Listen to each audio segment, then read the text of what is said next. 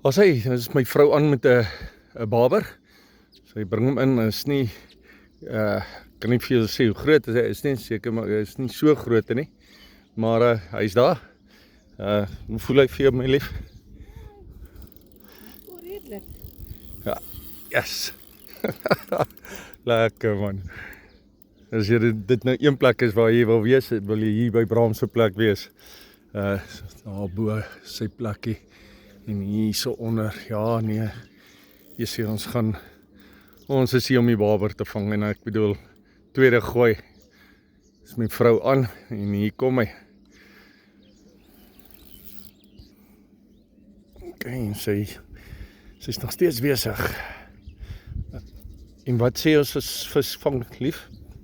Dan 3 met catch it met. Daar is hy. En dan kyk hoe groot is die enetjie. Ek probeer hom nou optel. Hier sien hy's baie bass hier so. Hy gaan na daai paal toe daar. Dan mooi Joel. Sy.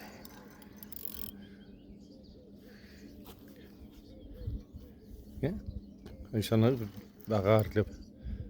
Kom ons kyk hoe mooi is die mannetjie. Hoe groot is hy? Hoe voel hy?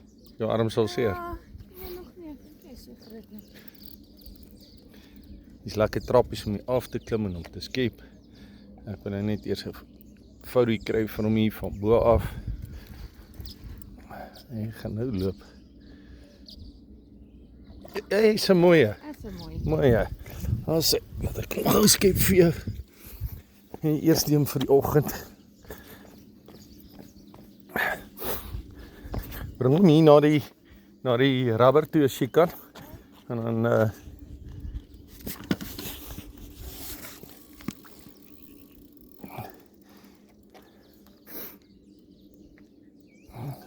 of toe my hemd maar net vir my lag laat ek kom kan.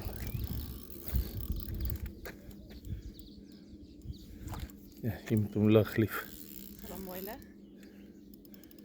En lekker borrels. Ja. Spook 'n bietjie. Ja, lekker vis. Eerste een van die.